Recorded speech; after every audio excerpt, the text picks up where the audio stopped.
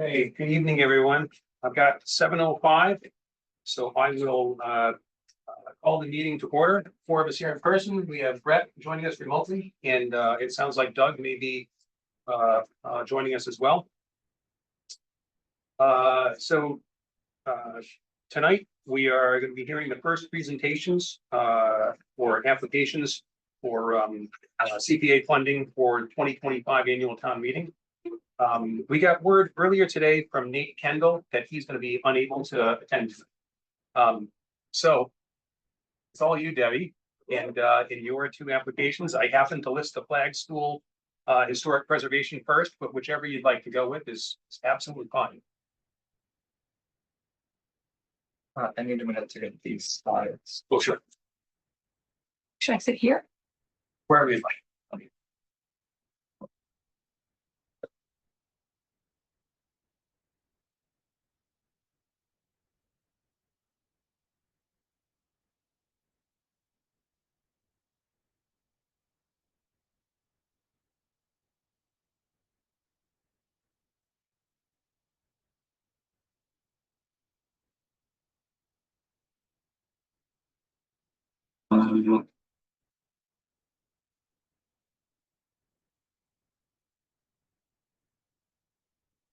So,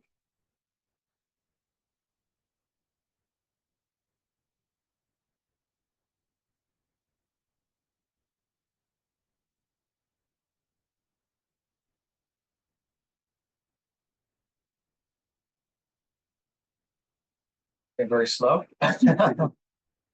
Okay, Flag School. Right?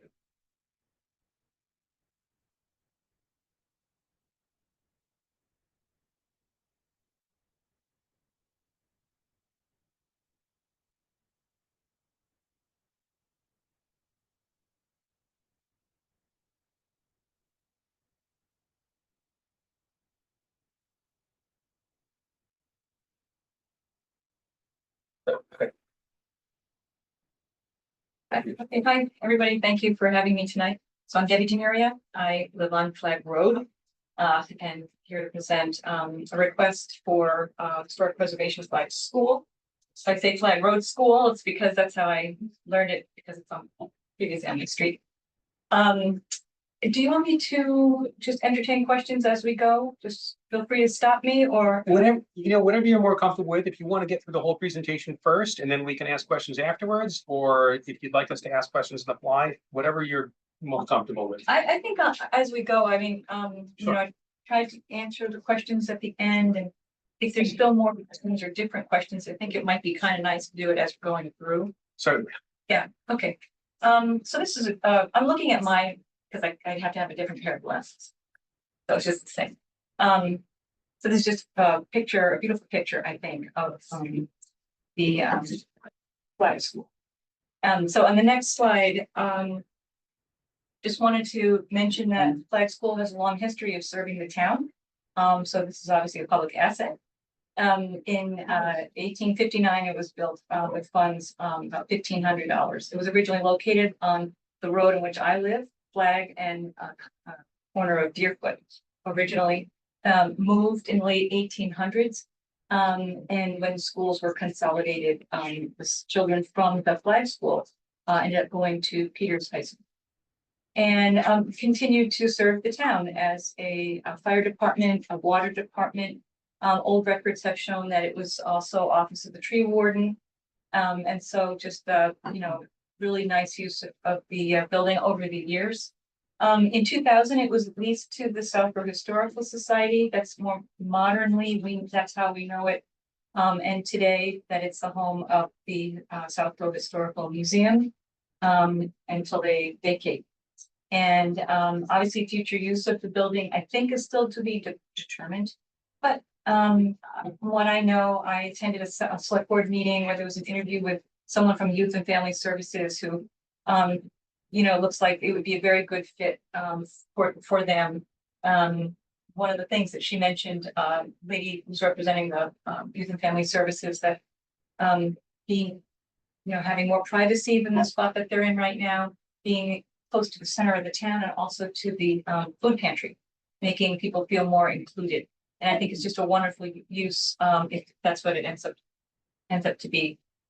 So on the next slide, I just wanted to point out, sort of a link between history and community. This has taken me really a long time to understand, to be honest.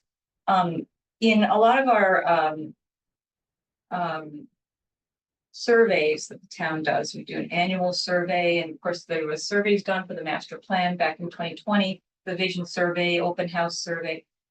A lot of times we get comments or see comments that say, what makes Southborough special is that we protect our historic assets, or what do we want to see from the town? We want to manage our historic assets. I think it wasn't until probably the next proposal that I'm going to talk to you about, talking about possibly taking away a public asset. That's when people really come out. There's really a sense of community, and that's when you find out where the community is. This proposal would address one of the major master plans for the Historical Commission, and it's a lofty goal, to be honest, protect and preserve all historic assets of the town of Southborough. So this would just be one asset. On that note, I did contact Kevin Miller to try to get on their agenda, sometime soon. At the time I thought to put this application together was literally days before your deadline at the end of August. So I called him up so he would, just so that he wouldn't be surprised. And I said, you might be surprised, but I don't want you to be surprised. But this is what I'm doing. And so, I assume at some point I'll get put on that agenda. Okay, so next slide. So the goals are pretty simple.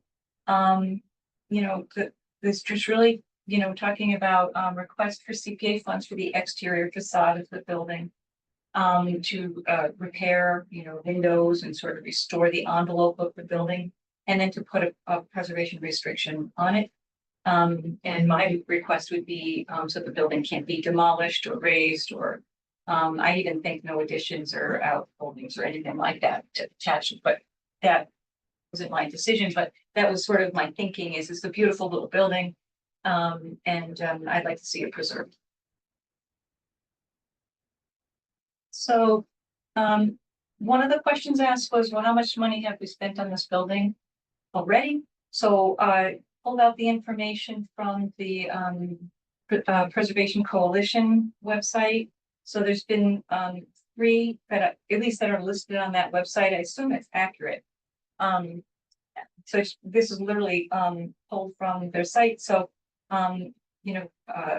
originally back in 2007, when the historic put on a request for CPA funding from the Historical Society for the museum, restoration work in 2017, and then the latest is the 2021, and that's the conditions assessment report. So that was the Spencer Architects, Spencer Preservation Group, and that kind of guides, I think, the next part of how do you get to the funding that I'm requesting.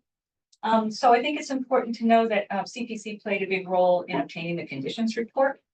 That was one of the questions for either, I guess, for the next proposal, but at least there's precedent that it was funded for Flag School.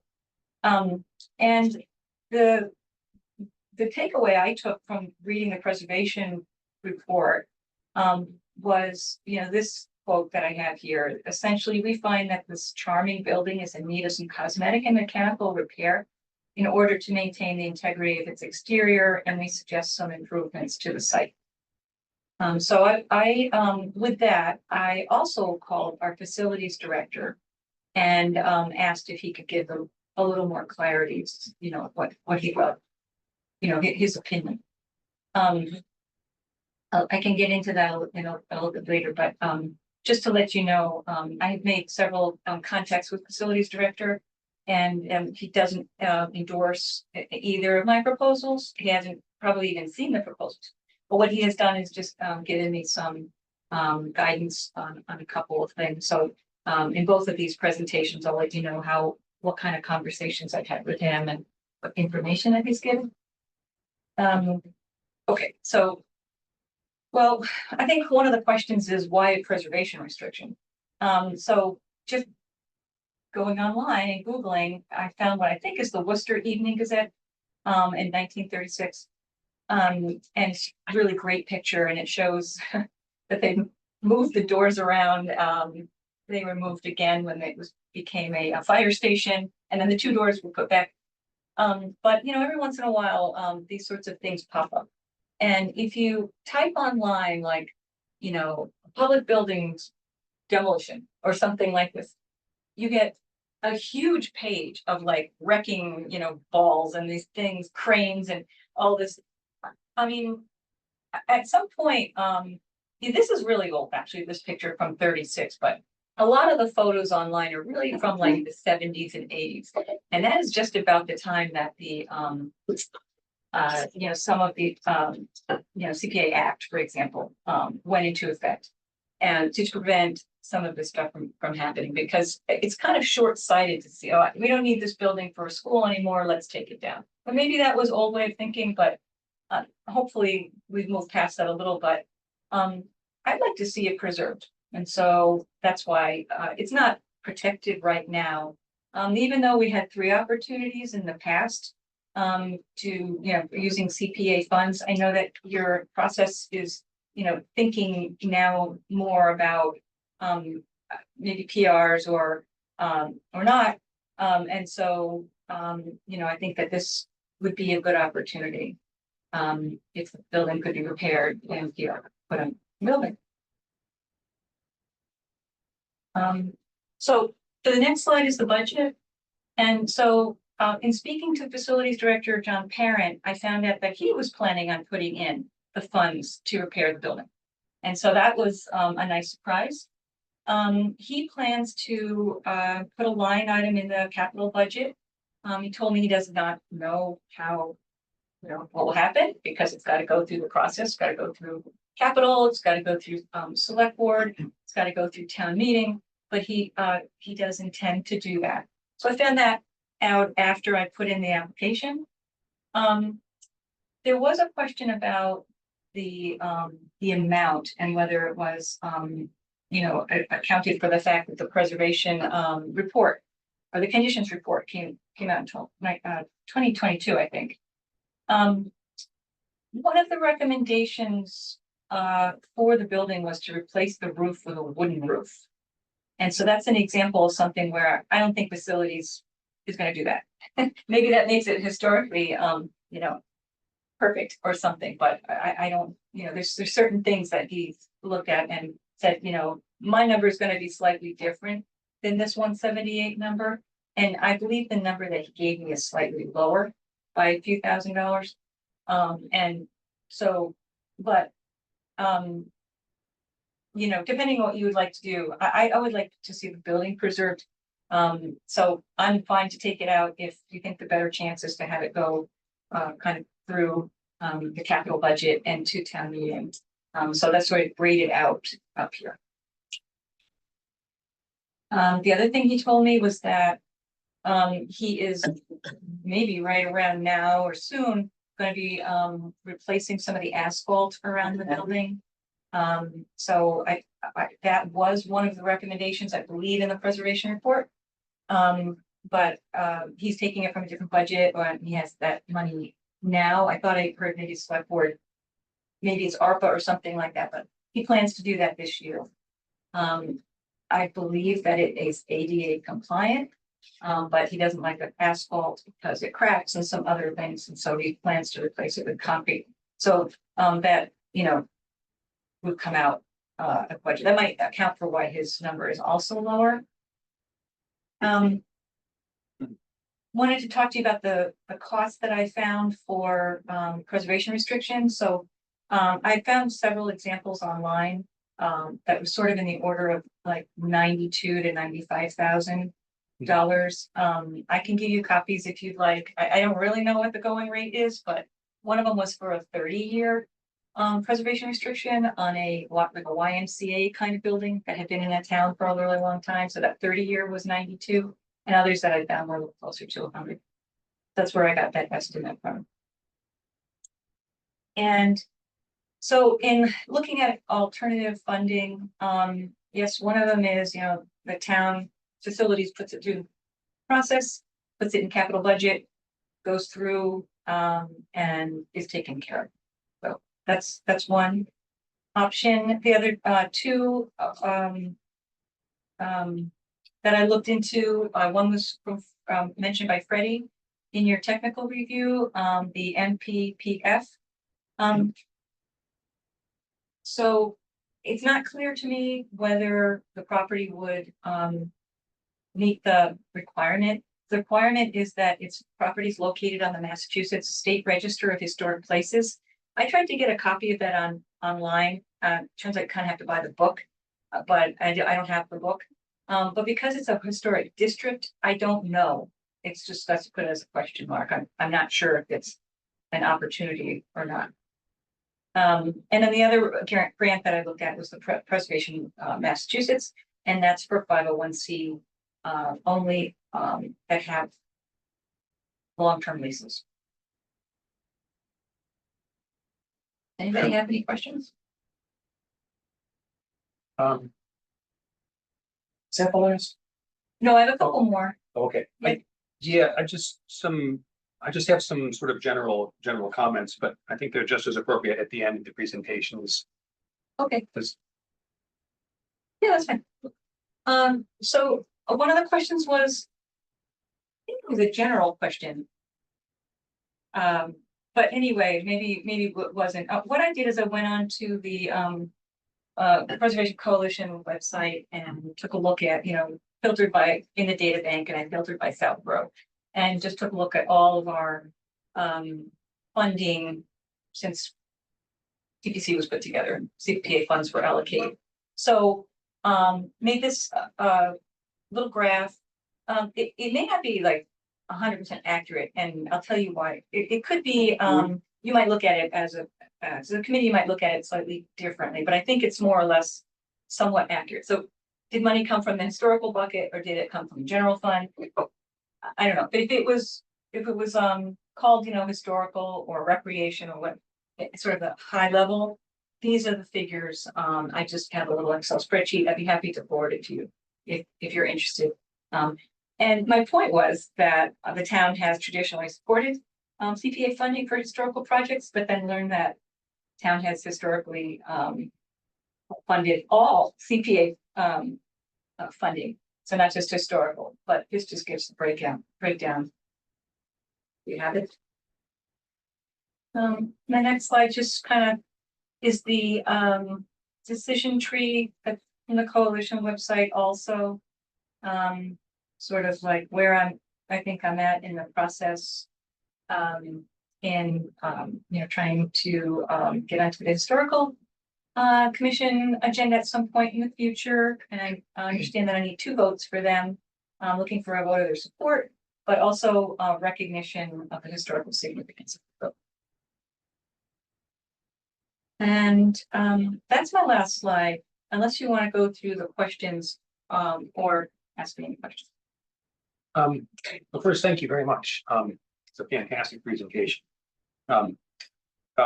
So just a couple of quick comments with regards to the preservation restriction. It's funny, both of these applications are for buildings that CPC recommended funding for prior to our adoption of the policy that all historic preservation of real property is protected by PR. That's now our policy. It's the Community Preservation Act is a relatively young piece of legislation. Best practices are still being established. It's only been about 20 years. Yeah. And we've now gotten on board with that. Better. Well, I wouldn't say that we are late, but I'm glad that we now have that protection for the library, for the townhouse, obviously any form gain. Your estimate of the cost feels about correct. And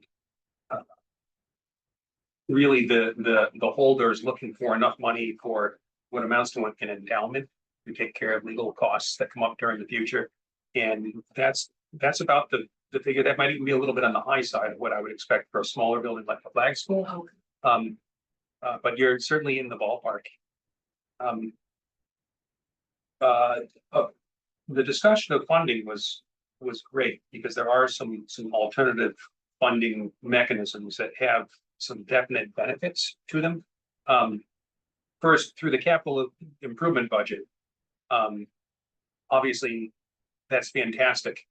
We have a number of applications this year, and it looks like we certainly potentially could, for the very first time, have more qualified projects than we do have funding available to recommend funding for them all.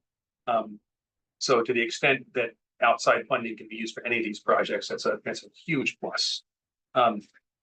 Now, in a grant through MPPF, first, it's great, it's a grant, it's free money. But the great thing about that is it requires a preservation restriction be put on the property, but that PR is then held by Mass Historic, and there's no endowment. They hold it, and they are about the best holder for a PR for a public building that one can find. That would be a great scenario for this and for the next application. And then the last thing is, it's one of the questions in the application, and I know we put it in our list of questions, and that's the issue of site control. So this and most other town properties is under the care and control of the select board. And in order for us to make a recommendation for funding to this annual town meeting in the spring, there would need to be some indication that that either the select board has granted site control to you, or they have indicated their support for the application. They're sort of joining in as the grant recipient.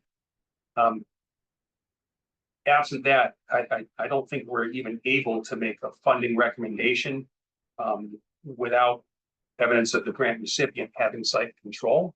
But I think there's still time to achieve that. So I did a search online, and I want to just share something with you. I mean, my position is that this is a public asset, and I think that the town should have the opportunity to weigh in on what happens to the public. So yes, eventually the future board might have to give their consent.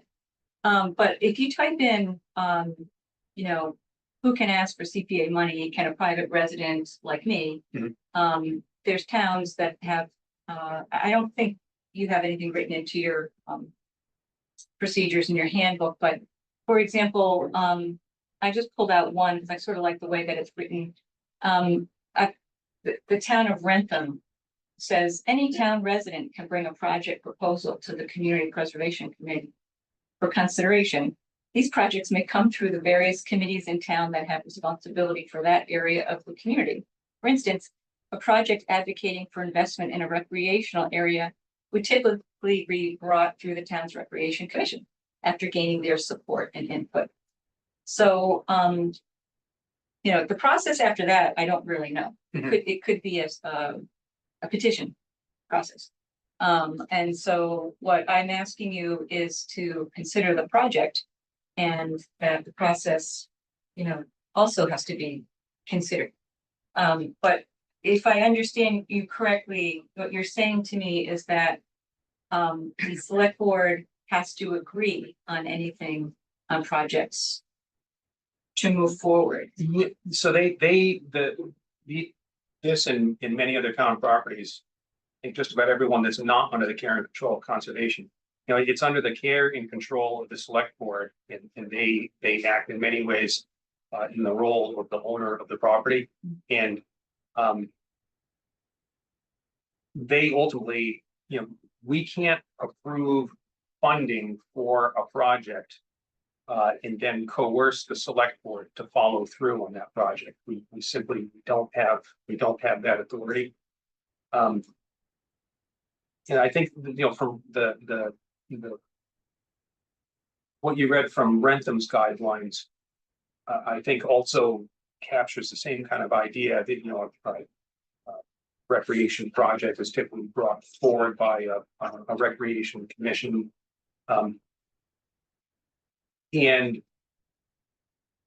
I could envision a situation where perhaps the select board wouldn't be the lead on it, but if they indicated that, you know, they support the project and you know, will allow it to take place, they could, you know, it would be necessary to direct the facilities department to undertake at least management of the repairs. Mhm. But that can't happen absent, you know, the support of the select board. So how does the rental one work? Have you spoken to anybody in that town? My understanding is they don't go to the select board. Also, I did look up other towns like Holliston. Holliston had something on their October town meeting recently. I think it was for a park, Goodwill Park renovations for 1.7 million. And CPC put it through, but unlike other warrant articles where there was a vote from the different committee, you know, select board advisors, and that it was silent. So it looked like they didn't have somehow, for whatever reason, it didn't capture Yeah, a select board vote. It just put through. So that confused me because that didn't look like it was a citizen's petition or a petition warrant. Yeah. But so I mean, ultimately, you know, work can't be done on public property here in town without the consent of the select board. It's you know, we run up against that. And I guess the other, we're in a tight funding situation. You know, were we to recommend funding of a project absent, you know, the support or permission of the select board, we'd effectively be tying up funds that could be used, you know, on a different project that is able to go forward. It may be worth us checking in with the Community Preservation Coalition, just to get some input from Stuart. Yeah, Yeah. I would, It's a situation we haven't run into before, and when we run into new things like this, we often reach out to them. They are the experts. can I say there's a Please. reason why the application has, do you have control of the property? Because it's a requirement. You can't fund. Sorry, I don't know how to shut that off. You can't fund work on a property you don't have control of. It's a bottom, it's a very serious criteria.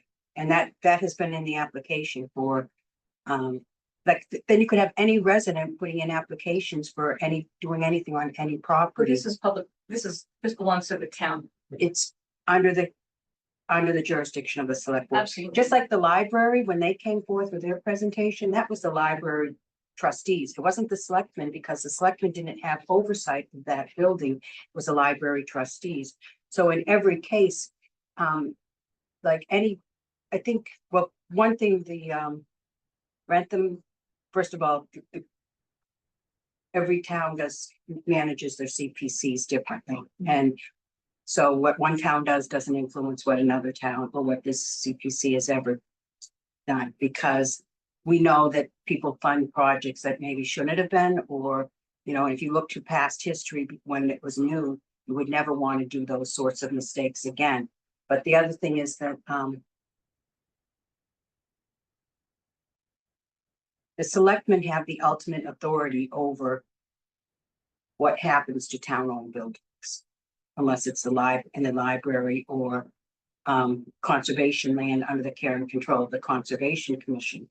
But even with the Open Space Commission, we can't put stuff forth to buy land without the select board's approval, because it has to be, that's how this government works. I don't know how to be clearer, but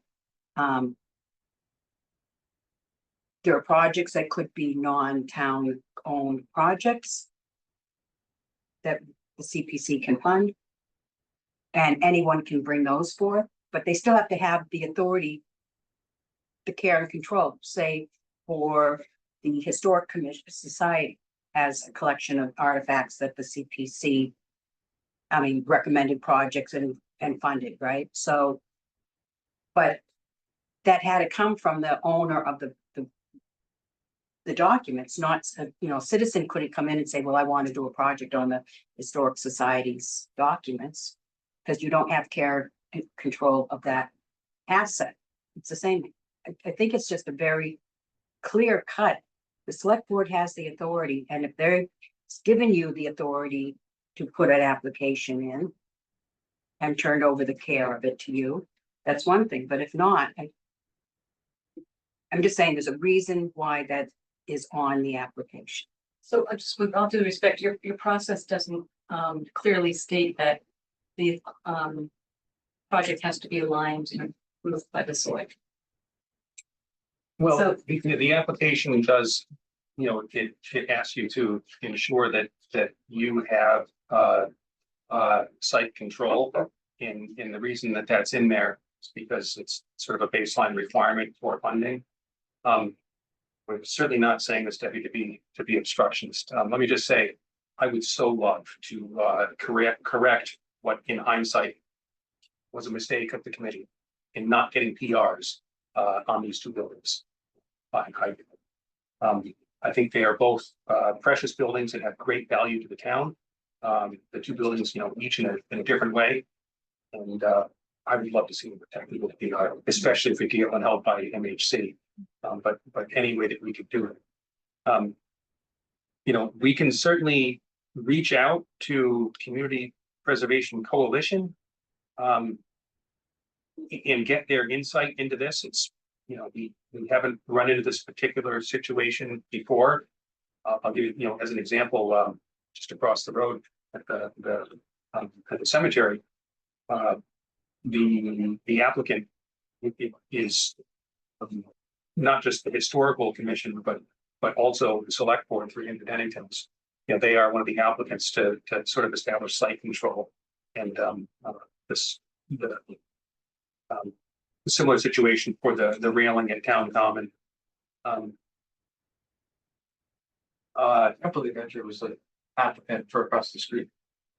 I was just. Oh, excuse me, Andrew is the applicant for the railing at Town Common. It was And- actually just Kevin who put in the water Yes. tower without historical.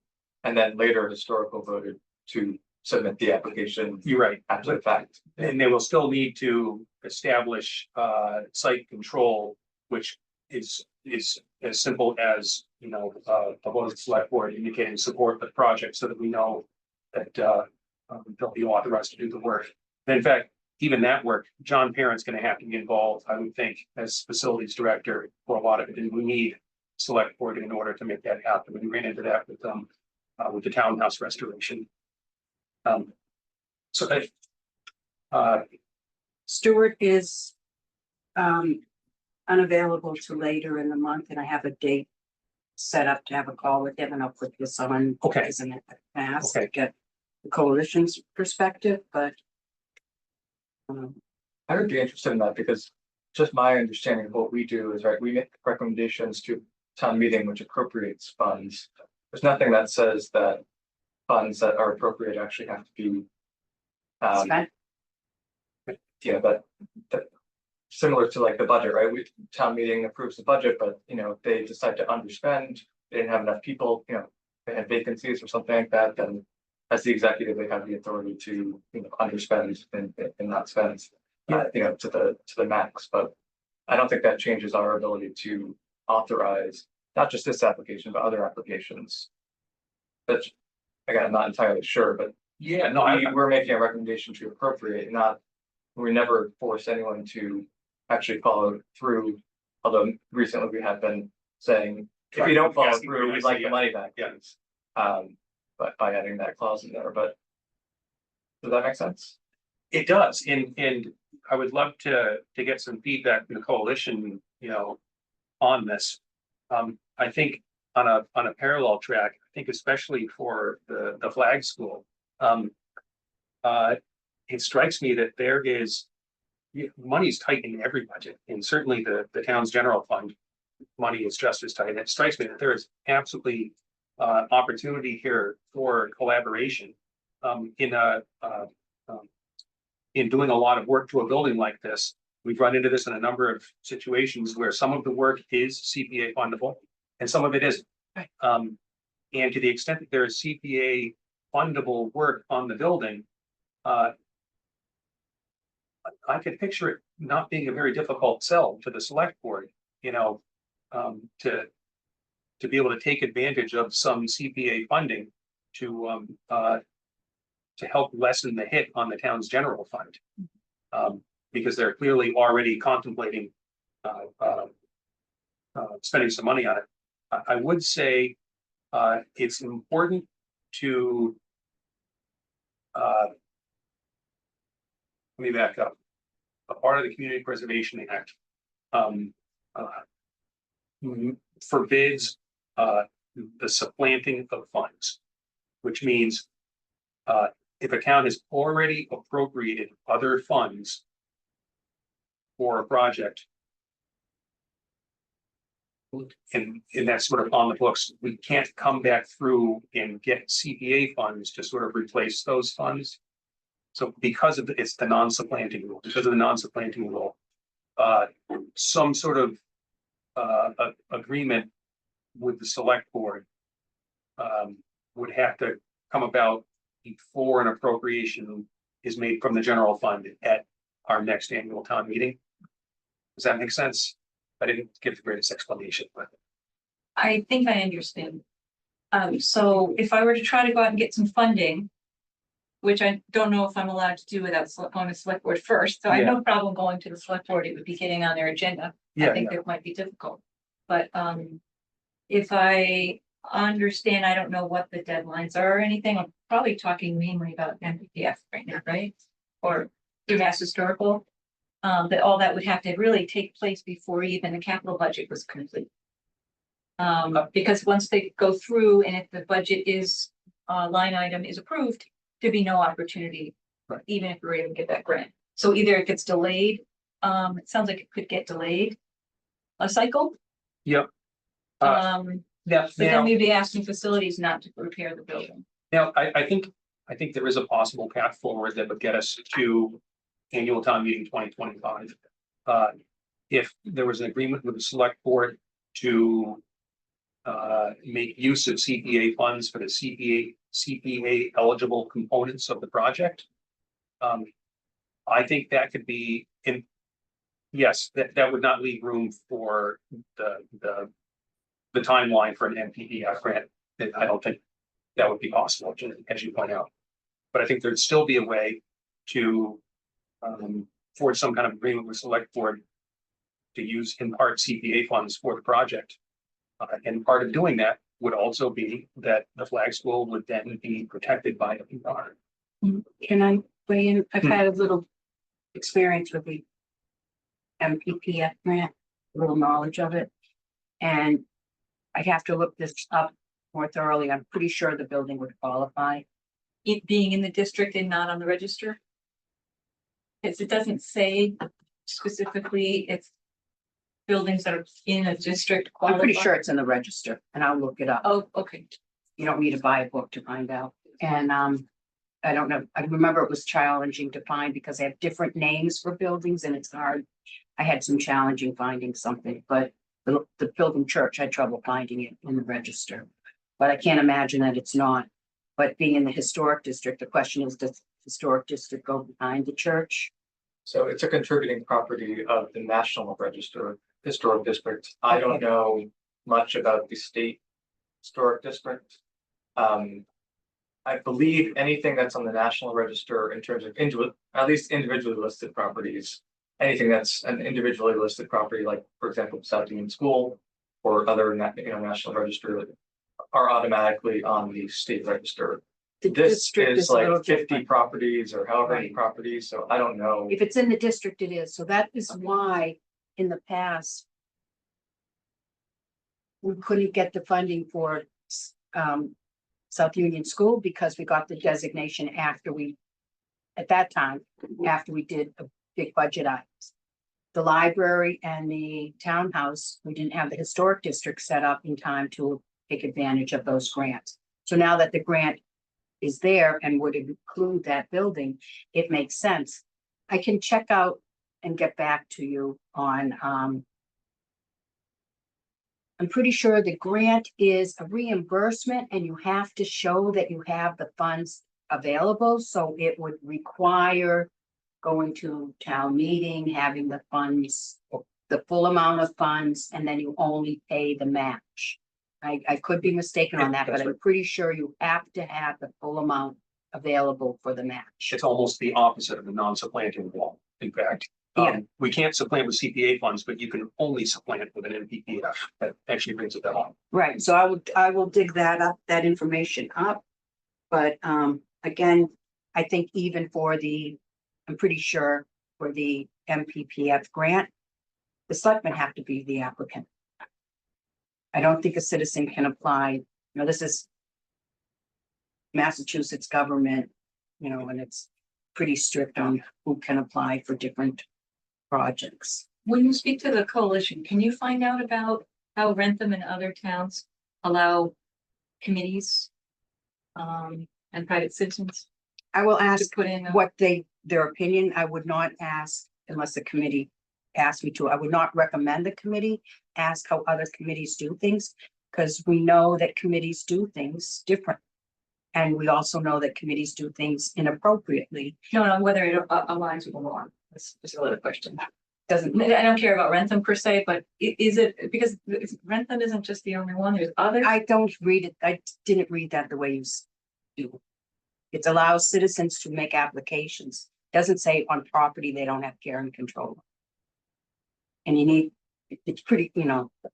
So I'm going to ask him about the care and control issue, and he will give us the answer to that. And it doesn't matter what other towns do or how they get around it or what they were thinking. I mean, as far as what I think you want to know, is it an allowable process? In Stuart, the director of the coalition, he will give us, you know, the information. Is there a way we can do this that comports with the Community Preservation Act and DOR guidance and all of that? And he can help us find a creative but acceptable way of doing it. He's very knowledgeable with the act, and On the other hand, he always will preface, he's not an attorney. yeah. And this will also, before it gets on the warrant article, it Yes. goes through town council. And, you know, He's not an attorney, but he's never steered us wrong. right, I will say that. but he won't give us legal advice. Sorry for monopolizing things here. Anybody else have questions or comments? You know, Brett, your version of it as well. Yeah, nothing for me right now. So I was wondering a bit about the other, the other CPA funded work on the flag school. So it's clear, and thank you for pulling all of those into your presentation. So the most recent one funded the study. But I was interested more in what the restoration work was for the previous allocations in 2007, the 61,000, the 13,000 in 2017, kind of what that work was. And I think also based on this conversation, who the applicant was. It was this, Yeah, please. sorry, it's a long time ago. We can dig out those applications after this November 7th or so. But there was like a heating system, there was some asbestos, I mean, and some of it, there were some problems with some of the work that was done in the past. And it was through the historical commission with the support of the select board. And this is, so we talked about, Freddie has mentioned that other towns do things that, I'm sorry, it was through the historical society, but other towns have done stuff that isn't necessarily the right way to do it. As mentioned before, this is young legislation, best practices are still evolving. You know, we have funded things in the past that if the same project came to us today with our new understanding, new guidance we've gotten from Department of Revenue in particular, we wouldn't fund those things. In particular, our understanding of what constitutes historical preservation has evolved, and especially there's some guidance issued in 2019 by the DOR. And I think the 2007 project would have been looked at a little differently were it to come to us in 2024. Yeah, we purchased a safe. And That's not historic preservation, you know, we did some thinking work on the was- HVAC system we thought. Would be with the best of preserving intentions, yeah. stuff, but it wasn't actually doing the preservation, so it's a very technical, complicated law. And yeah, I think it's valuable for you to ask those questions as steward, and I think also. On the same track, and I understand it's hard to get on the select board agenda given everything they deal with, but. I think also having that conversation with them to understand their level of support. For this project, if they're able to join as a co-applicant, I think would also help. Clear up the site control issue. Yeah, so I have a question on the budget. I guess I'd be interested to know whether or not the work that John Parent is planning on putting in, or like putting in the request for the capital funds, the same exact items that were in the Spencer report, or whether or not there are certain things that aren't covered in that. Essentially, would we need to spend $10,000 to cover what doesn't have it in his budget? But essentially have a comparison between those two to make sure that everything relevant to the historic preservation of the building is potentially being funded between those two sources, and that nothing in your 178,000 line item currently is getting left out by going that other route. Other than that, I appreciate the presentation. I obviously do have an outstanding question about site control, but that's about it for me, I think. Okay, the only thing I know that is being left out, is the roof. I think it doesn't need a new roof. And also the wooden roof is not probably something a town wants to support. There might be some other things. I didn't go through the list again, but being as his figure was something around 178 or a little bit less, 176 or something like that. You know, I think it probably means that he's trying to put as much as he can through.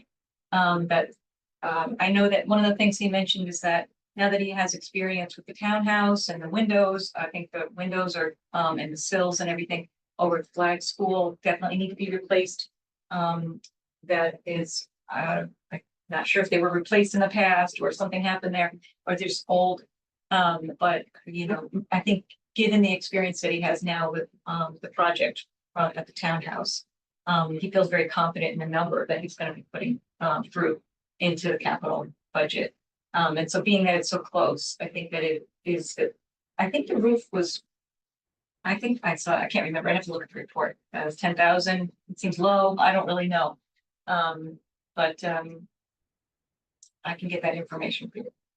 We'll see if an agreement can be sort of forged with the select board. John Parent be a fantastic ally in this. I'll tell you my experience working with him on the townhouse restoration. He was very much supportive, really into the historical preservation aspect of it. He took it very seriously and really, in fact, there's another roof issue there. He fought very hard to replace the roof with a historically accurate slate roof rather than going with a shingle roof. You know, I think he'd be a fantastic ally in this project. I think there's a great case to be made, the select board to CPA funding. And so with that, Marguerite, first, thank you so much for joining us this evening. And any questions, comments, concerns that you'd like to bring up regarding the Flag School? Oh, it's a beautiful building. We all love it. I don't know anybody who wants to do anything to it negative at this time. I think there's a lot of support for maintaining it. Thank you.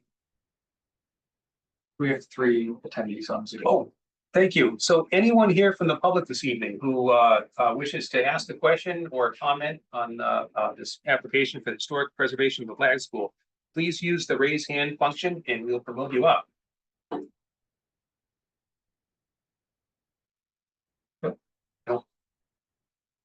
Okay. So is the way our process works, this is sort of, step 2 or step 3, first we have our technical review, we get back to these questions, and then, once you've had a chance to digest those, we invite you in for a presentation. And, talk about any outstanding issues. And, it sounds like, there are some questions about budget and so forth, but really the one big outstanding issue that we're gonna look into from our side as well is this issue of site control. And I'll have answers later in the month, Perfect. not by next week. This is out of Right. 2 weeks or something like that. Okay. So next up, the historic South Union School preservation. 2 schools in one night. Yes.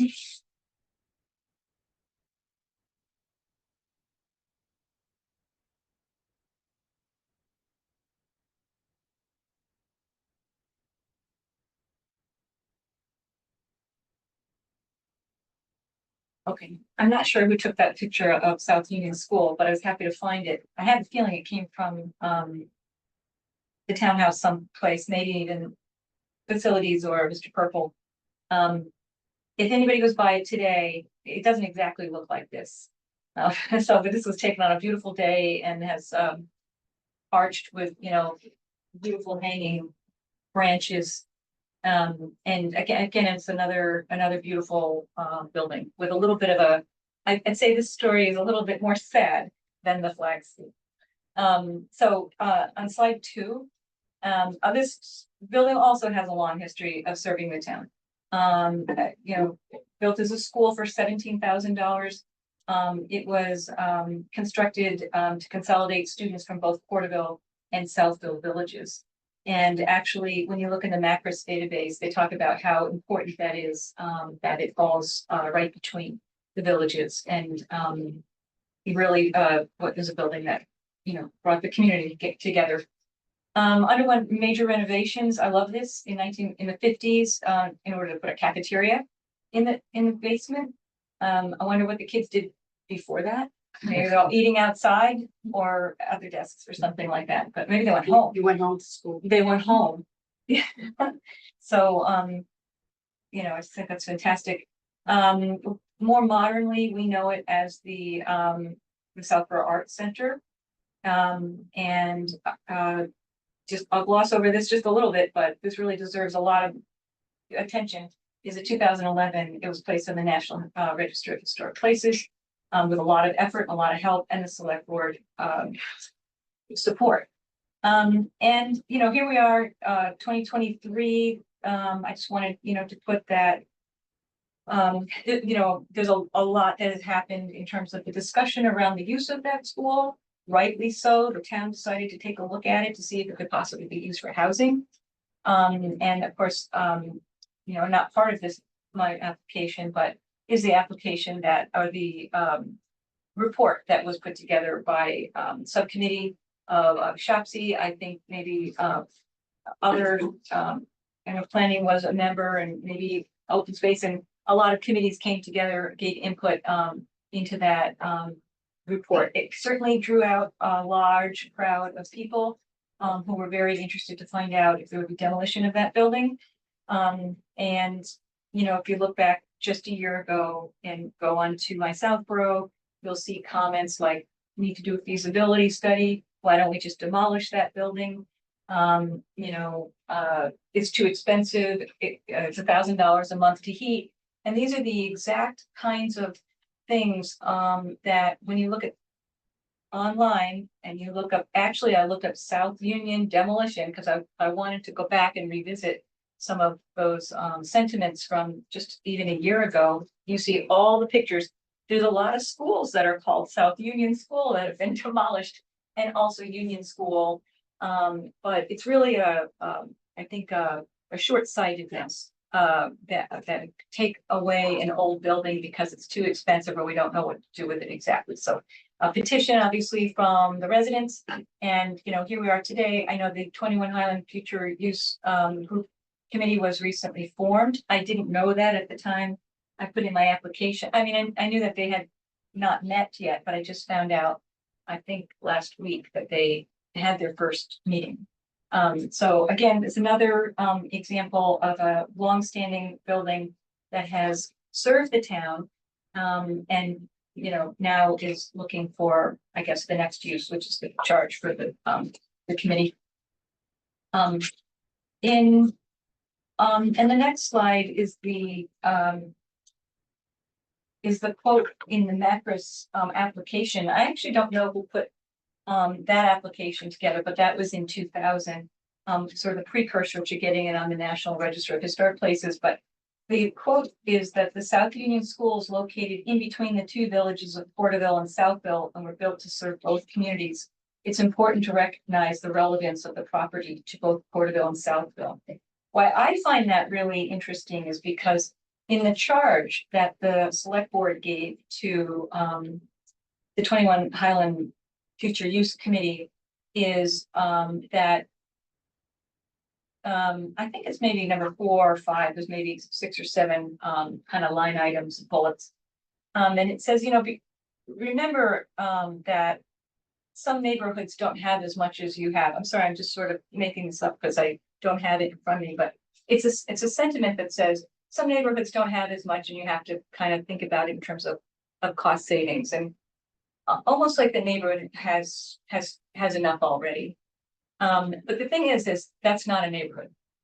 And I think that that's really an oversight by the select board, whoever wrote the charge for that committee. Macris and whoever wrote the application for Macris has it correct. It's not just even a village, it's 2 villages. And that's why we're seeing the numbers of people coming out in support of trying to save this building. And so on the next slide, I have goals for the project.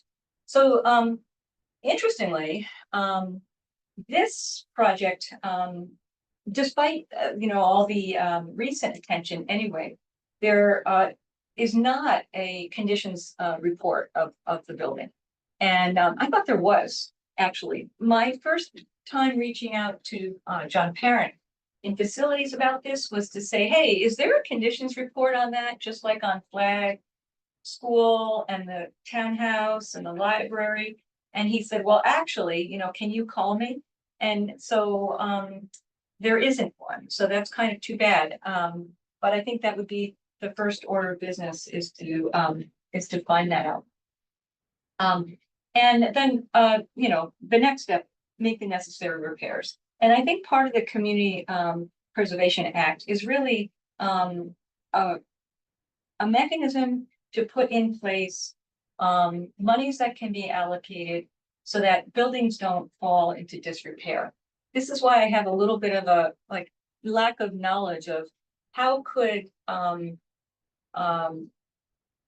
public asset, where you have a town with 130 people, I was not one of them, but 130 people signed a petition just to, go to the select board and say, please, can you hear our voices? How can one decision be made by the select board on that property? I think that this is a clear example where I guess I wish the law was different.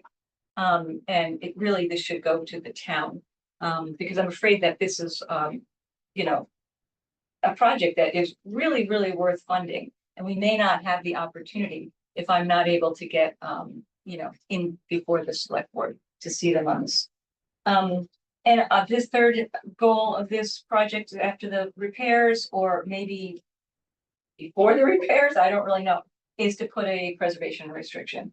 And the reason is because the idea of demolishing the building has come up. So I think that there's a sense of urgency on this. For those in the area who love historic buildings and love that building in particular, it's frightening to think that that building can just be, demolished and that we have really no protection. Again, on the next slide is the funding history. 3 times also for this school, and this one is 2008, 2 in 2008 and 1 in 2009. The smaller one came from general unreserved funds, and the larger, the 128,000, coming from the historic funds. Again, importantly, CPC played an important role in the designation of this building on the National Register of Historic Places. That's the third entry in 2009. This 106, I believe, is that the great one? Yeah, 166,000. The funds that were approved in 2009 were to try to have the building listed on the National Register. It's like the 6,000. Oh, are they backwards? And my numbers messed up?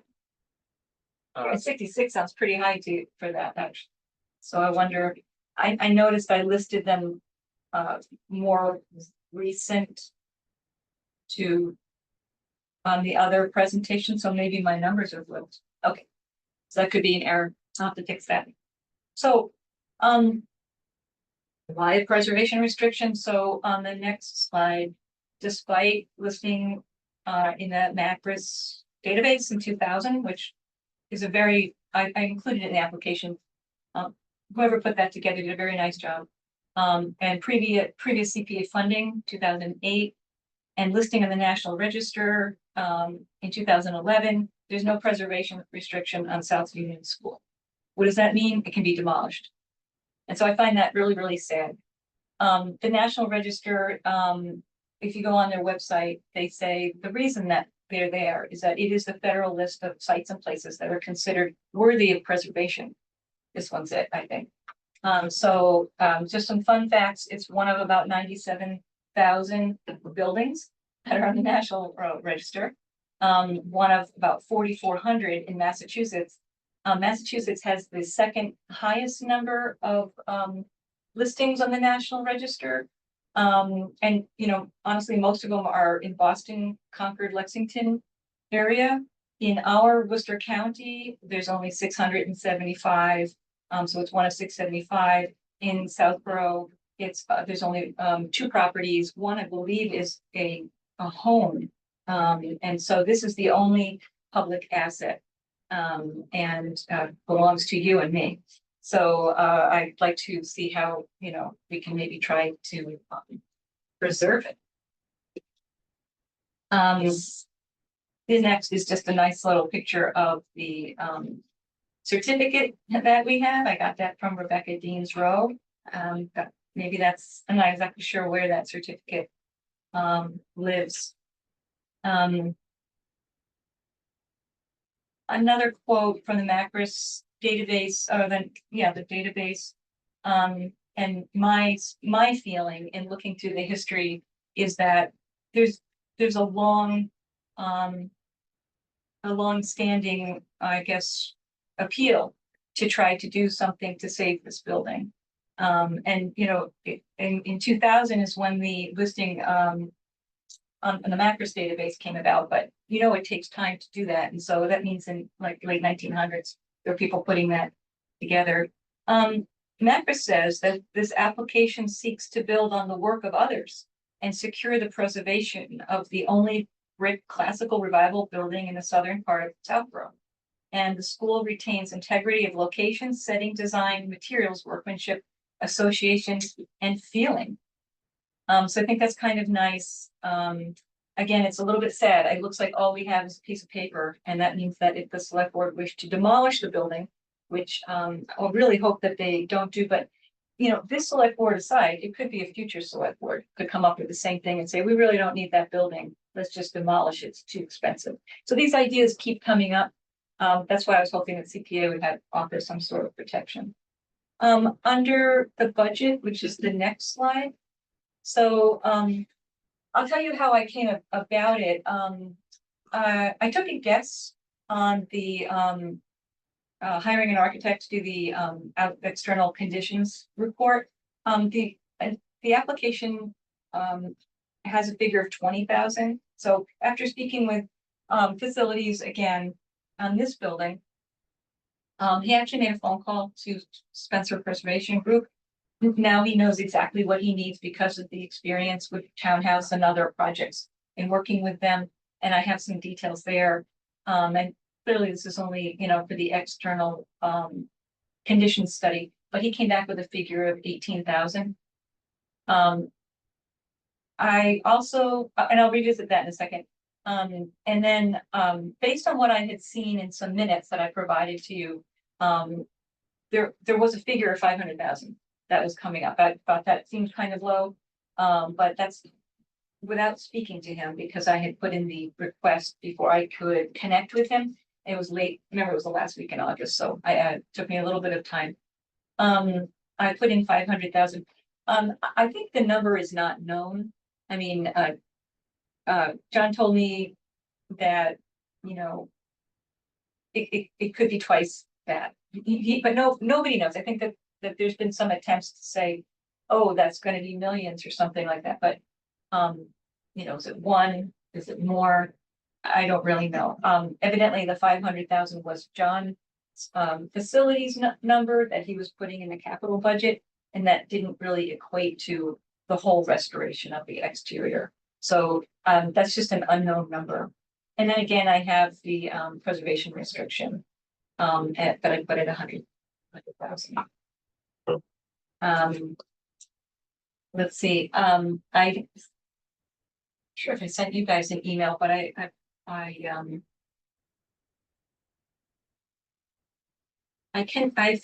made connections with both the chair of the historical commission and also the 21 Highland Future Use committee, now that I have found that they've met. On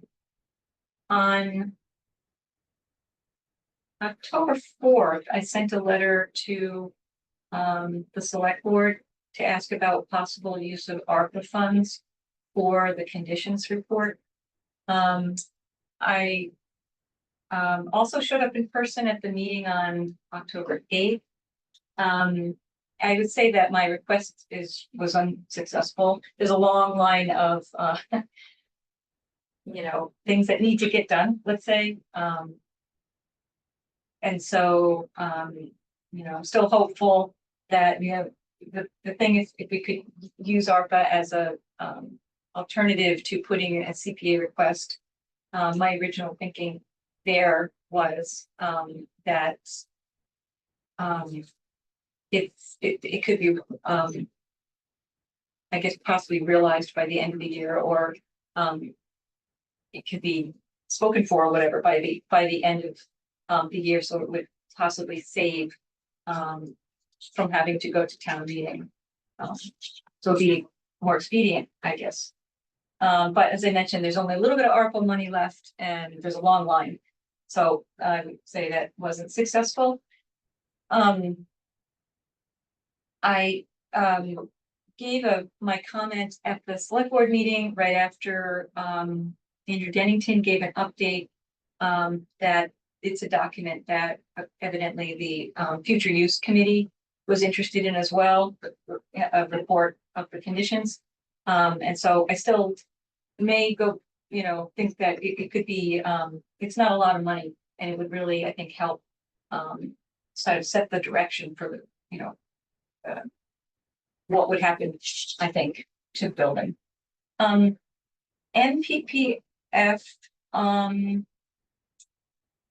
I can just say, I think it should qualify for some funding, and then you just mentioned that you thought, you know, that this one might be another opportunity.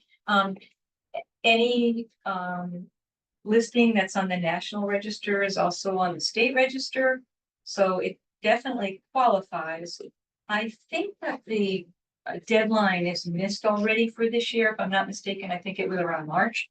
And so that would not be in, you know, if I were to apply or the town were to apply, yeah, I think that puts it out like an additional year. So I think because the idea of demolishing the building keeps coming up, I feel like there's a sense of urgency on this property. The next slide is same slide. And then the final slide. So because it's a little bit different, yes, I'll still go to speak to the historical commission, but on this flow chart, you know, sort of on the left side where it says, you know, kind of yes, yes, to all these check boxes. Is the resource listed on the State Register of Historic Places? I think that's what that's saying is I don't actually need to get that confirmation from the Historical Commission. But however, I will still ask for their advice and their input. And so if that's the case, then you know, it's sort of in a little bit of a different place than the flag school. And then the next slide is I again tried to answer the questions. So I'd be happy to take your questions.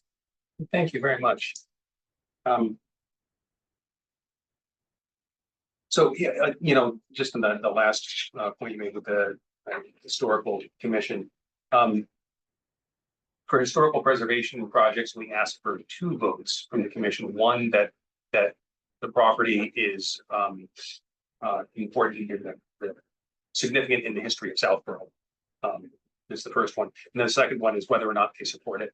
So, and we asked for every application to go to whatever the appropriate town body is for a recreation project, or the Recreation Commission, or open space, go to open space, and just we asked for just a vote whether or not they support the project. Yeah. So just some quick comments. You know, a conditions assessment, architectural conditions assessment is a very important first step. And as you emphasize, especially with respect to, you know, future use committee, in order to evaluate what potential future uses there are, I think it's pretty vital to know exactly what we're working with. From a CPA perspective,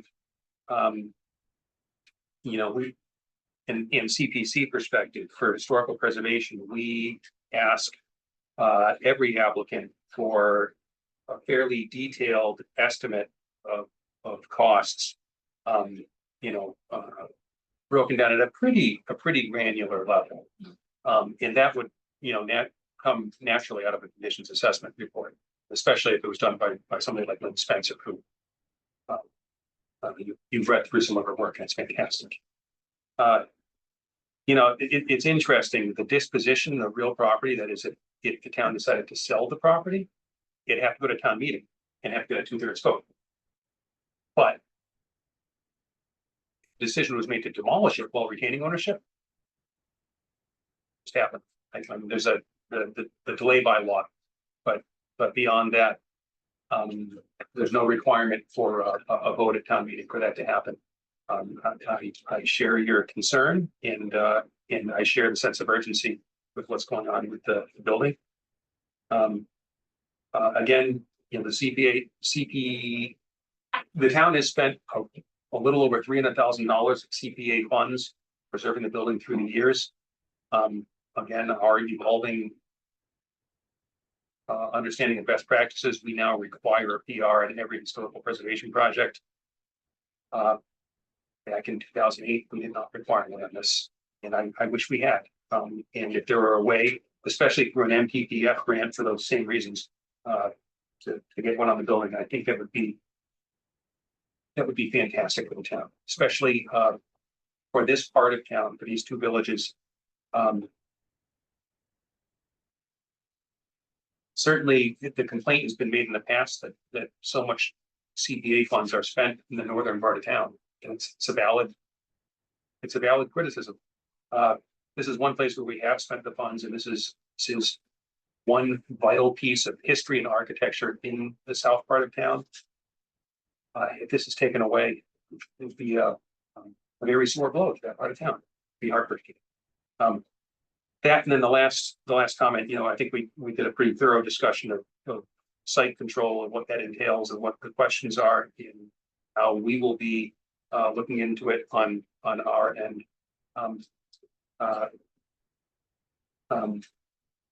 I'm not sure the best path forward on your end, Debbie, whether that's speaking with the future use committee or the select board.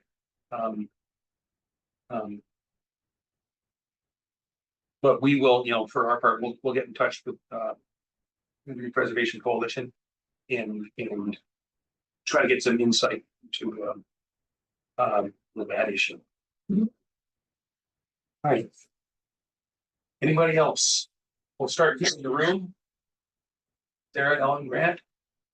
So I did have a question about what we brought up about ongoing maintenance of the building, and I know that was concern after past CPA funding that went towards the building. And so I think you wrote NA under that, so wanted to hear a little bit more about what your thoughts were about ongoing maintenance. So, I mentioned at the beginning, the picture. If you drive by today, it doesn't look like that picture. My understanding from hearing from the select board is that they're delaying decisions on some of the maintenance. I don't know that 100% because I haven't spoken to facilities about that. There's obviously tenants in the building, the town. And so, you know, it has to be in pretty good shape, right? Because there's people in there that are working in there. But that's part of my distress, I would say, is that's why CPA was put in place, is because of this very kind of mindset that you can just let these buildings go and then you say, look at that building. And so instead of look at a nice picture and say, look how beautiful it was, look at those stone steps when everything was in place, and the work and the care that's been put into it, and the citizens throughout the, you know, the decades that have cared and loved the building. So I can't answer you specifically because I have to think that the inside is really good enough because there's people working in there. But if you were to just drive by and take a look at it, to me, it's a little bit shocking. I even asked, I'll say, I asked someone in town, can we at least cut the bushes? Can we trim the hedges and make it look like it's our property that we love? And how about the property that we own? I feel very strongly that we all own this building. And this is why I'm here. I'm appealing to you today to see if there's any opportunity that this could be a petition. Because I don't think I'm going to get on the select board agenda for this item. I might get on for flag, but I'm not sure if I shared with you the email that I received, but when I was looking for ARPA, I received a very curt note back in return. And so I can expect that is, you know, there's a bit of kind of, I don't know, I'm not sure what it is, to be honest. I mean, this is a public asset and we all love it. But if it's, I think that this committee understands that if you're not completely aligned with the select board, then you're going to cross them and you're going to feel the wrath. And evidently that is something that is felt right now by me even putting in these applications. So that's true. And I would hope that, you know, the way I look at it is that this is really for the people to decide. If we want to demolish the building, we'll let town meeting vote for that. You know, I think that we own this building. I think that I look at it in a different way. I think that the select board are the caretakers, but I would rather hear from the public. And I also think that it's not exactly clear to me that the law says that you have to get approval before you go to town meeting. With all due respect, then I think that the two things have to happen.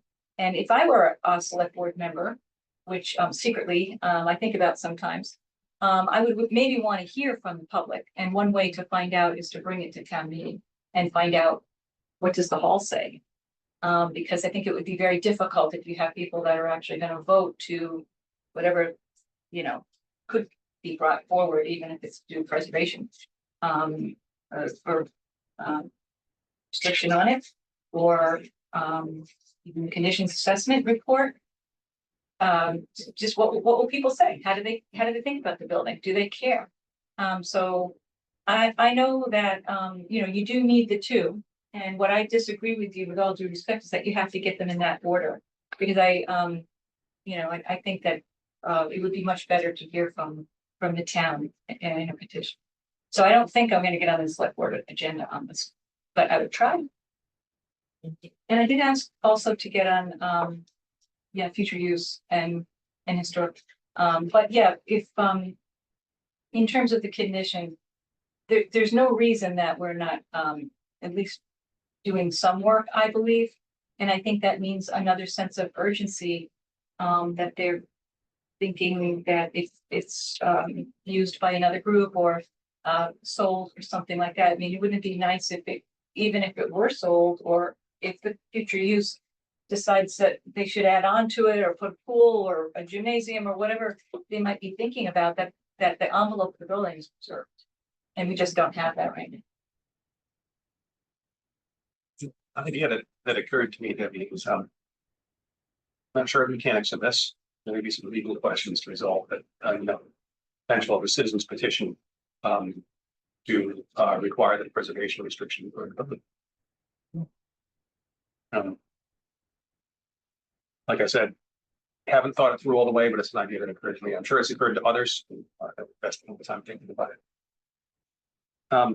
That's an interesting idea because, I mean, I hadn't thought of it, but if that happens, I guess the question in my mind would be, is it legally binding?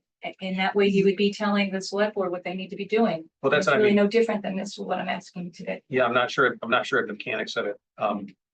But it occurred to me is that may be one path to at least all the discussion is taking place to ensure that the building is going to continue existing.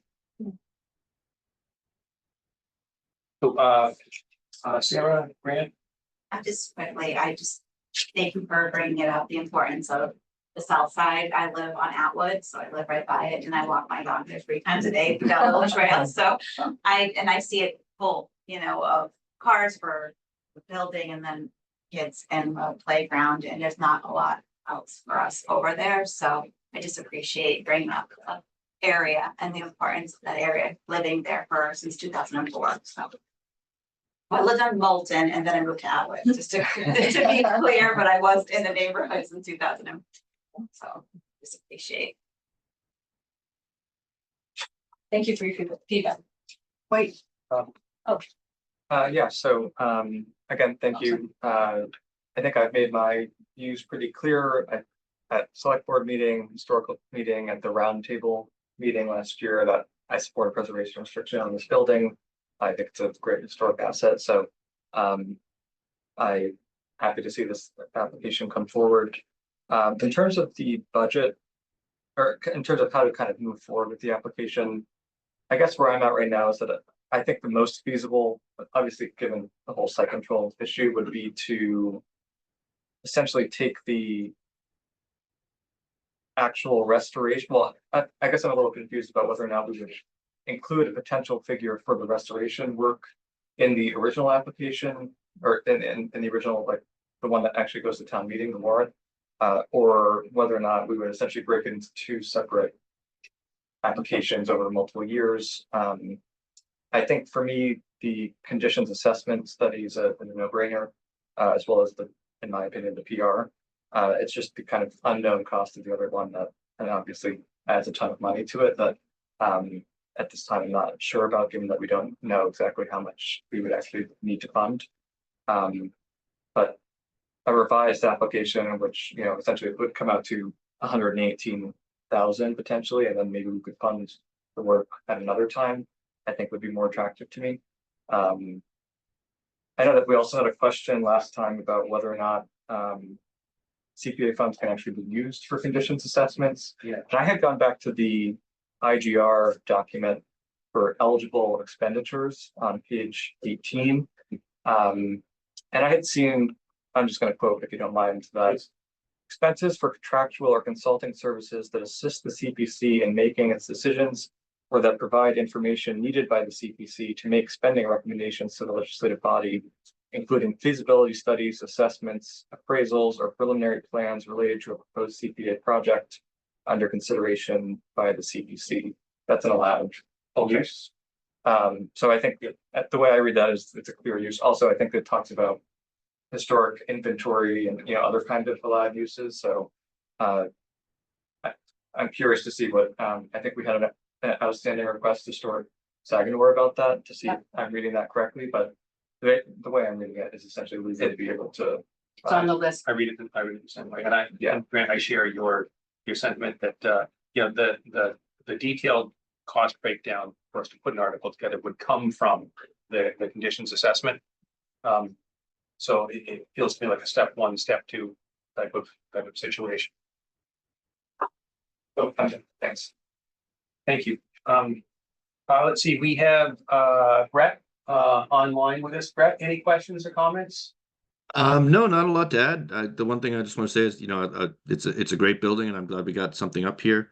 And, yeah, I just want to say I like the idea that we might get a chance to put this in front of the town to have a say. It's been a building that's been in discussions for so long and always feels like it's up in the air. So, I like the idea of this proposal and giving people a chance to have some input on it. Thank you. Anyone else? Oh, I'm sorry, Freddie. So I'm taking my consulting for the CPC ad off. And I'm going to speak as a member of the new committee for the 21 High.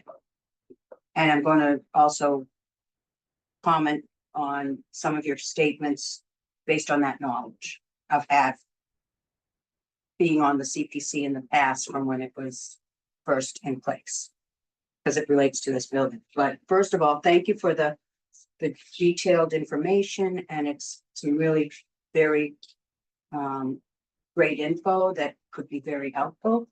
I've been involved with projects on that buildings, and I call it South Union School, because when you call it 21 Highland, you take away the connection to that building and what it has meant for this community. And I've been involved with it since 2005 for projects that came forth and didn't even get funded because they didn't meet the criteria back when it was the arts. So all of the CPA projects, I'm very familiar with. And the reason the CPC currently requires PRs on town buildings or any historical building is because of what's happened at that building. It was the light of why you need to put PRs on buildings.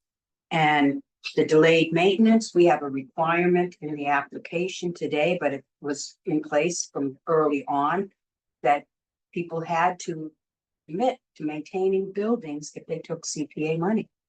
We had those commitments. We didn't have an agreement written in stone, but it, maybe a gentleman's handshake. We also learned wasn't good enough because that building has not been maintained. And I will say, I know one thing, no evidence of it, but John Parent came to this committee once and said that he was told to delay maintenance, specifically was told. Yep. And how to get rid of a building 101 is you stop taking care of it and it looks like junk. And then you say, this building, look at it, it's falling apart, when it's just the trim and the overgrown shrubs and bushes that make it look derelict.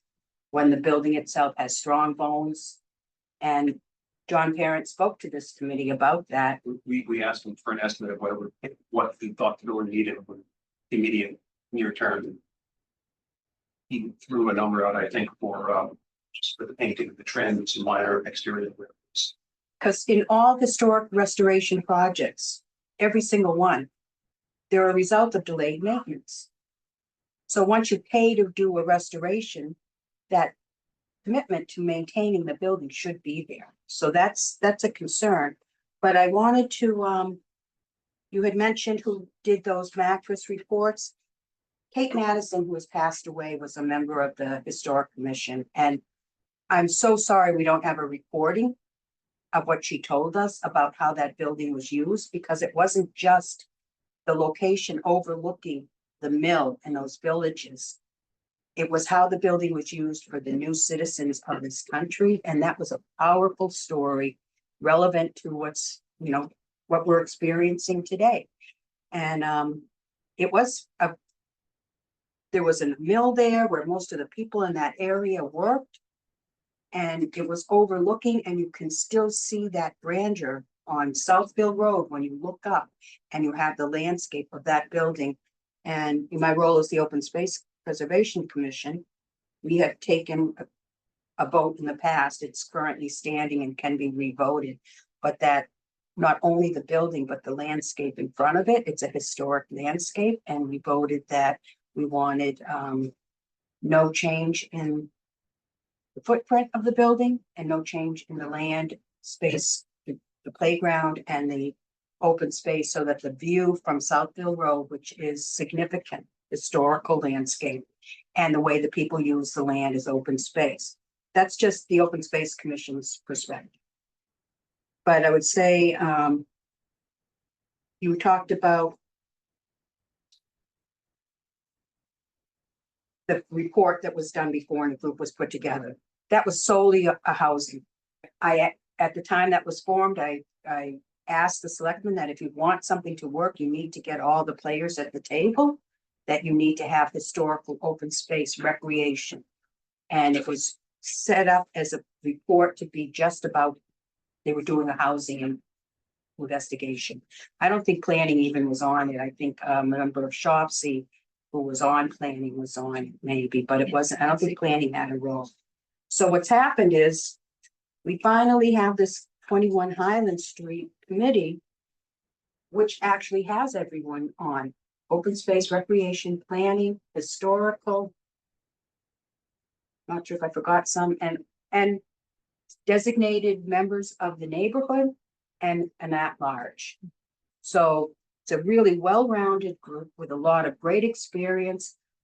We haven't had our first meeting yet. We did meet, but we didn't have a quorum. There was not, like when they set the meeting, like nobody asked, can you meet this night? And one person wasn't even on town email, just reached out. So we will have a future meeting.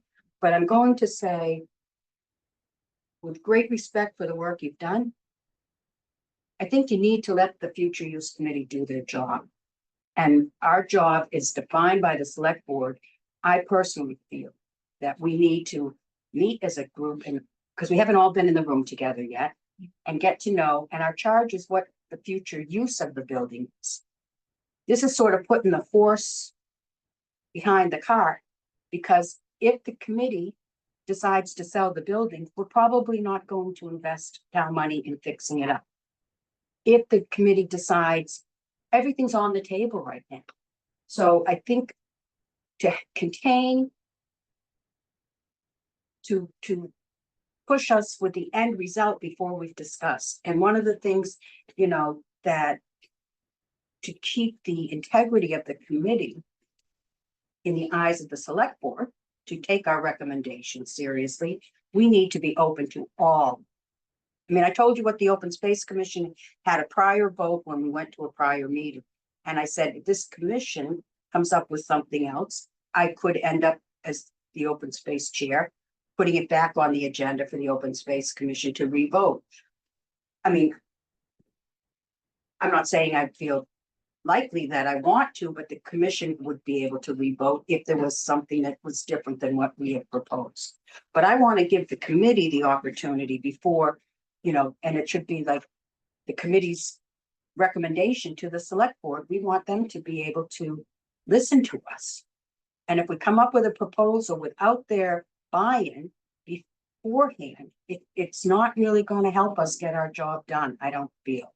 Not that I don't want to see that, hear me, I want to see that building preserved. I want to see a preservation restriction on it. I want to see the community happy, but I want it to go through the process. And we finally, for years I've been working to get a committee set up like this. We finally have it. Let us do our job and then come back, and then, or you come to us. But in my opinion, it'd be premature to even come to us yet before we've had the opportunity to meet together and see where we're going.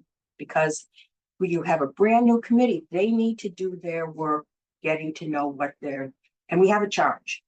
And to go through that charge and see where they're headed next. And fixing the building is not, as much as I want to see it done, it's not the first step until like you said, there was somebody who wanted to put a pool in there. That changes everything. I can, okay, but that's on the table. Tearing the building down, that's on the table. Putting housing there, that's on the table. Renting it out or selling it, all on the table, because the committee hasn't even had their first meeting to discuss where they're going. I know where I want it to go, but I'm one member. And when you have a committee, you listen to each other and all the experience. And then I'm pretty sure they're going to do, like a public forum to get input from all opinions, not just the committee, right? So that's my little takeaway for my recommendation to the CPC, that this isn't a project you should consider until, and with all respect, until you let the committee that was just, I mean, it's been a long time coming before they've gotten their feet off the ground, right? And to let us do our job. And we have a short timeline. And then maybe if we get something good to the selectmen, from what I understand, and Andrew Dennington was at the first meeting, that wasn't a meeting, that it could be extended, but we have a tight deadline to get something together. And to be going down other avenues that isn't on our charge is not, isn't going to be helpful in getting that done in a tight timeline at the holidays. So that's just my opinion as one member of a new committee that hasn't started yet. Yeah, I appreciate that. And just keep in mind, the application went in August, and so I made 3 phone calls to people that I knew that were already on the committee. Did you guys meet yet? So it's a little bit of a snapshot. It's a hurry up and wait, it feels like, in a way. I don't really think if it's the cart before the horse, because I really think preservation restrictions have been on years ago. So, to me, I think that's the urgency. But of course, now that you're formed, I'm interested to know also, what would happen. And hopefully the select board will take your recommendation, because it will make, the town happy. So it seems to me if I that project has more likelihood, I think, for the MPPF.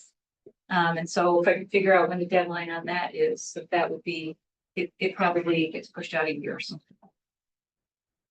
Or more, I'm not And I sure. would say any preservation restriction, bottom line, that has to be the select. There's no, you don't need Stewart's information on that. You don't get a PR without the property owner. Yeah. And the property owner, even though the town owns it, it's the select. And they have that authority, and that's not a, that's not a debate. How the CPC was able to get preservation restrictions that still haven't been placed yet on the library and the townhouse was, it was a requirement of getting the funding that the CPC put on the warrant on. So it wasn't, the select board had to, or didn't have to, but they did support the PR because they supported getting the funding from CPA when they got it. Or it wasn't just the select board, sorry, the library trustees were the ones who had to agree to the library because they have control of that building, and the select board for the townhouse. So there's certain rules that you can't just pretend don't exist. And I don't mean you are, but I'm just saying, for a preservation restriction, you need the support of the. Marguerite. I was just thinking, as a library trustee, Yes. Well, that's right. one of the issues that we had with getting a preservation restriction, Deb, I don't know if you want to hear this, but the ones that seemed to be available would not do just part of the front. And if we wanted to extend the building, they didn't want to talk to us. And the other part of it was other people who were, in terms of preservation restrictions, would say, we won't do the outside unless we can do the inside. So we were kind of in a weird position of having to say, well, maybe we want to add on to the library the same way Bolton did, or Hopkinton, and it's too small and we just need a little kit, right? And it was like, no. So it was, I think we tried for 2 years to find somebody that would hold it the way we needed it. So as Freddie said, it's complicated to do it, to lock it in perpetuity without any changes. A lot of times it's hard to find somebody who will hold that. So, and as for 21 Highland, I've known it as, before it was an art center, it was like storage dump for stuff. Then it was the art center, got rehabbed, then that died. Then it was building and part of recreation. Then it was most of recreation and youth and family services. So it's definitely been used, and it is very important to the neighborhood. I know that it must stay, right? It's just a question of how to, it can't be housing, right? We know that. You get 2 units out of it, it would cost millions to get it up to speed for that. So it's not gonna work for housing. I think that's kind of like maybe too expensive, but there's a lot of other things. And there's also the issue of what happens with Neary and whether there's that domino effect with what the building center doing. So there's a lot right now until the Neary thing is decided. It's a question of nobody knows what anybody Finn closed, not closed. Do you mean the association with Neary, except it's a large potential project, but do you mean there's a potential it could be used as a school again? No, that that recreation would move in there because it's next to the fields. But that's the inside use. That's the association. I've heard a few people say, oh, we have to wait for Neary, but I don't understand. I don't see No, what no, the no. association. If the Neary school passes, Mhm. then probably Finn will be shut down. And then recreation, this is so domino effect, isn't it? Then recreation, which is now very happy with being at 21 Highland, may go into Finn because it's got all the playing fields there. So in that case, 21 Highland would be empty, maybe. So then it would be a question of finding what would be a good use for it if it were suddenly open for, another use. So it's, I mean, I see all this and I see also that you want to keep it safe, which is like, so do I. Yeah, I've actually even asked, can we fix the steps? Can we fix the stones? Can we fix the railing? I know. I mean, it's dangerous. Yep. And the answer is, So there's the issue of, and I was writing while you were talking, there's ADA compliance. Yep. Mhm. oh, I believe that facility says it is compliant. I think, is that the one that also wants to change the asphalt to put concrete up there? I believe. For flag or 21? No, I've asked him on both. I think he said it. Yeah, I can't put words on his mouth, but I believe that one is compliant. You could fool me. I mean, I'm sure it is compliant, but it certainly doesn't look very inviting. Anyway, so there's the ADA part, if it had another use, and I think John said it was about $50,000 a year just to keep the lights on, heat, electricity, blah, blah, blah.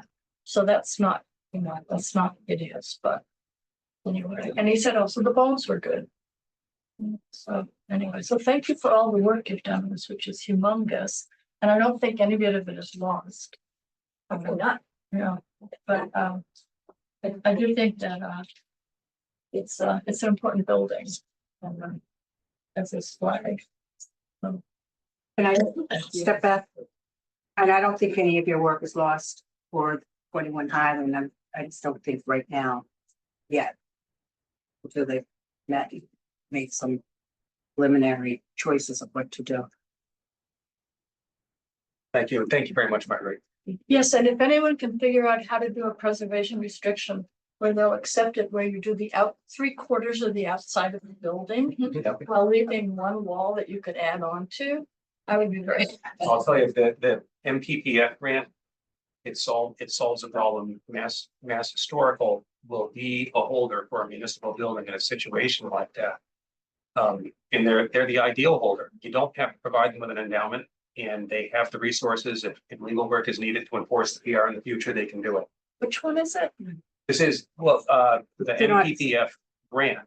Mass Preservation Projects Fund, it's an Okay, got it. acronym. Yeah. Got But it. that ship sailed Yeah, but that ship for the library, that ship has sailed. and townhouse. In the townhouse, but that's why it's such a great tool. That's what was used for the St. Mark's Bell Tower. In fact, they for their initial needs assessment and for some emergency work on the structure, they used that grant, and that required them to put a preservation restriction on the tower. It's held by Mass Historical, and in perpetuity, they're the best holder for it. So that's why, we're kind of stressing that for Flag and South Union School. If we could somehow get a preservation restriction on through that avenue, it's funny, if you pay for the work yourself and then approach Mass Historical, it's very difficult for them. They won't hold it. They won't hold it. It's, can't explain why, but that's just, They can't handle it's. They can't handle all of the PRs that people would want. And it's, you know. There's a cost to doing it, so they will only do it on projects they fund. That was the answer we got. okay, But can I put my consultant hat back on? please. The CPC had designated Grant to work on the PRs, and we're going to be going over the documentation when we can get to our records, which because we don't have a storage place for them, they got locked up until November. So when we do that, I'll be working with Grant on that, and I'm pretty sure I found some folders that would hold it, but I thought this is for another topic, but we'll Okay, get back yeah. to you on it. Before we move on to different topics, there are still folks in the audience from the public, and I want to make sure that everyone's has a chance to speak on the South Union School of Historic Preservation. So if anyone has joined us online who wishes to ask a question or make a comment on this project, please use the raise hand function so that we can promote you up and speak with you. There was a hand up that went down. Let's see if it goes back up. Okay, Don't see anyone, I'll keep an eye out. okay, thank you, Grant. I'm gonna. Yeah. Forget that conversation, it's not on the agenda, so. Grant will be in touch later. Okay, so still no hands up from the public? Yeah. Okay. Hopefully the hand went down because the question got answered. So anything else from the committee, online and in person? Okay, so, yeah, so I think you've heard from the committee where we generally stand.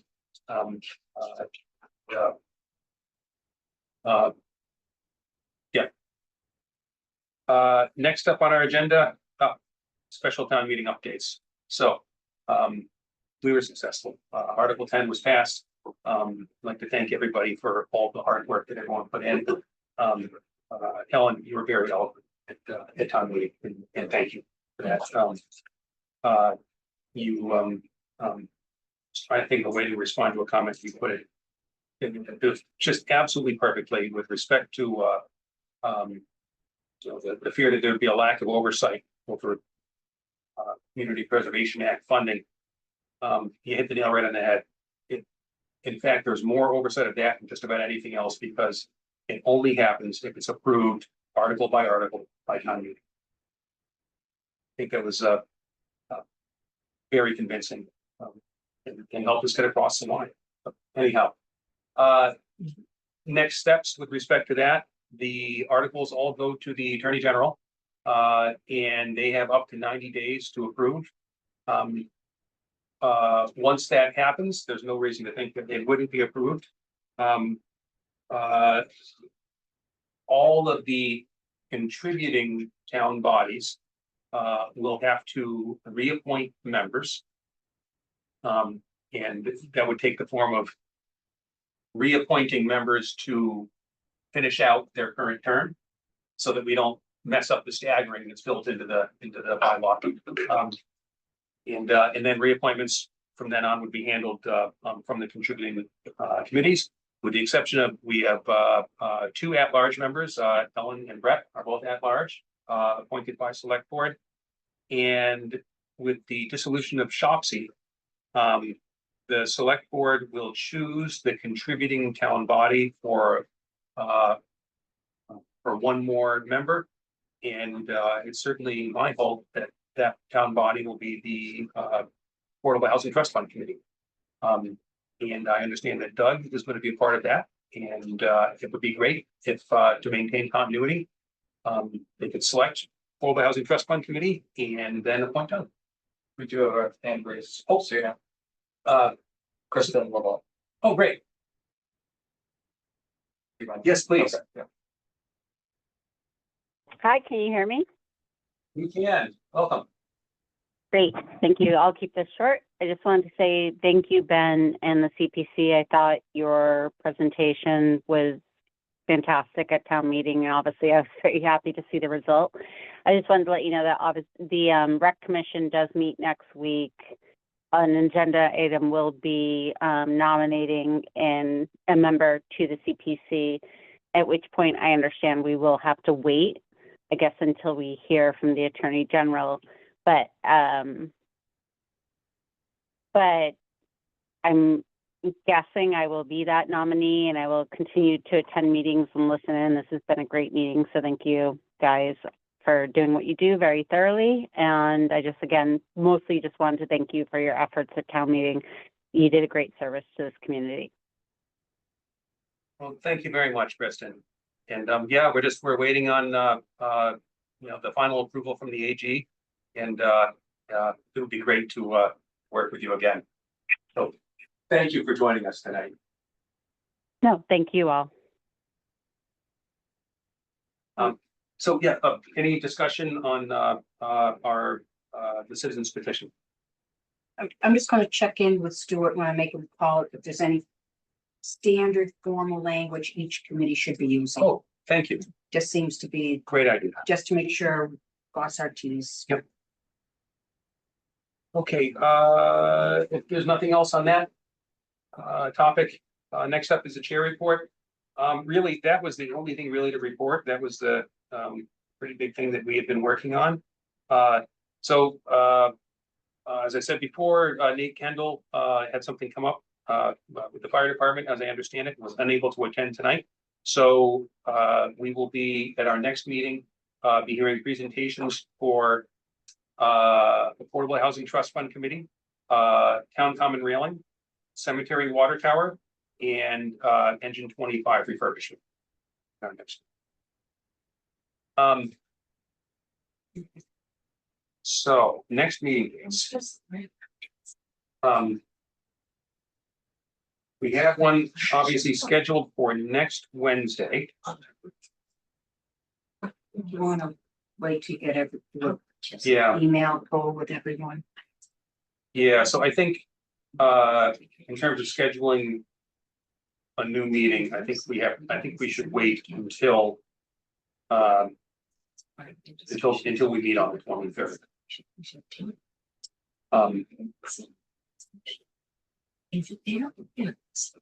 And then I can't recall, did we get minutes? I believe we did, right? See, so. Yeah, like at least 3, I think. Yeah. Whoops.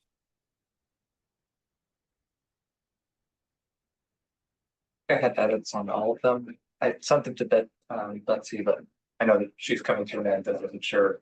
I don't know. Yes, I can't hear you. I sent edits to Betsy after she'd requested edits, but I don't think just because she's ending, right? So, or she ended, I'm not sure. So Yeah. you're meeting next week. I don't think it's a big problem to see if she has those and if she does, vote on them next week. So Yeah. away. I think we're going to have to do that, unfortunately. Did get an email from Kate Battles, reminding us that we always had minutes. We will be able to attend to that 1 week from tonight and get that taken care of. With that, anybody have anything else they want to bring up or see on a future agenda, anything like that?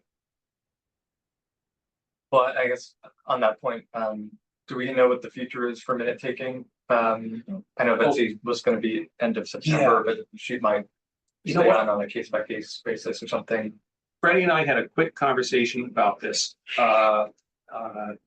Laura Davis, who is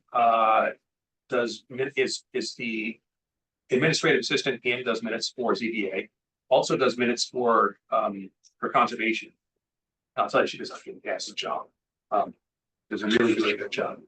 I spoke with her briefly and she expressed an interest. I told her that we avoid scheduling our meetings when conservation has a meeting, so her schedule would be clear. We generally aim for Thursdays, so she'd generally be able to help out. But she's curious about how much she would be paid. So, Freddie and I spoke very quickly.